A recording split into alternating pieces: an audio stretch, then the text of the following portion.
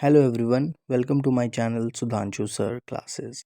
In today's video, I shall be talking about the difference between the Elizabethan and the modern theatre. So let's get started. So the one fundamental difference between the Elizabethan and the modern stage is in the position and the use of the front curtain. The Elizabethan stage had no front curtain. The only place where a curtain was used was to separate the main stage from the inner stage. So the performance was without any break, and the acts and the scenes that are usually uh, mentioned while reading a play are hardly noticeable during the performances. Okay, and the same place that shows the court of Duke of Frederick, for an example, in As You Like It, the same place shows the Forest of Arden in the immediate next scene. So the same place is used for the different settings, but the modern stage is different. In modern stage, we use the front curtains to separate the actions, the actors with the spectators.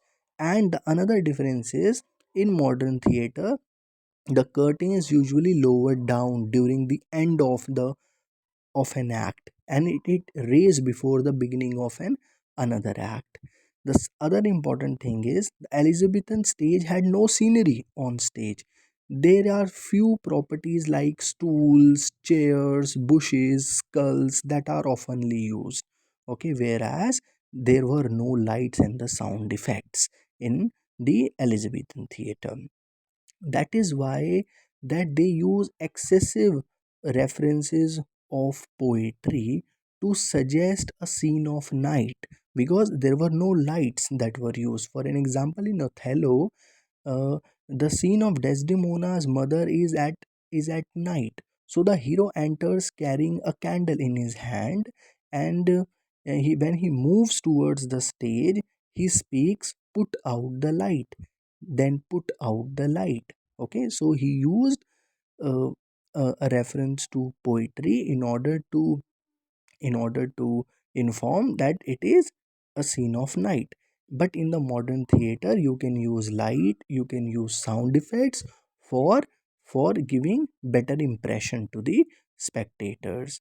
And the Elizabethan theater relied heavily on poetry to appeal the imagination of its audience. For an example, in Elizabethan theater, there had no women, and women were introduced in theater after 1660, and it was men who created, who used to perform such roles, and different playwriters handle this problem differently. For an example, Marlowe doesn't have any major roles for women. His famous character Helena of Troy doesn't speak any word in Doctor Faustus.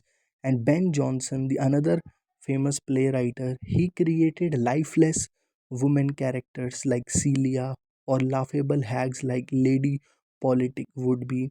But Shakespeare, he was a very prominent Elizabethan playwright, and he gave major roles to the women, particularly in his comedies. But he solved this problem by two ways. For an example, he used excessive use of poetry, or he invented a new method of disguise. So in his comedies, his heroines like Viola, Rosalind, Portia, they appear as men on stage. They prefer to disguise as boys. And in the tragedies like Cleopatra, she is a very beautiful character, but in order to describe her beauty, there was no man that could appear on stage. There was no woman that could appear on stage. So how Shakespeare described her beauty? With the help of poetry. And he says, "Age cannot wither her, customs tell her infinite variety. The bar she sat in is burnished like a throne." So there was an excessive use of poetry to refer to the beauty of the female characters.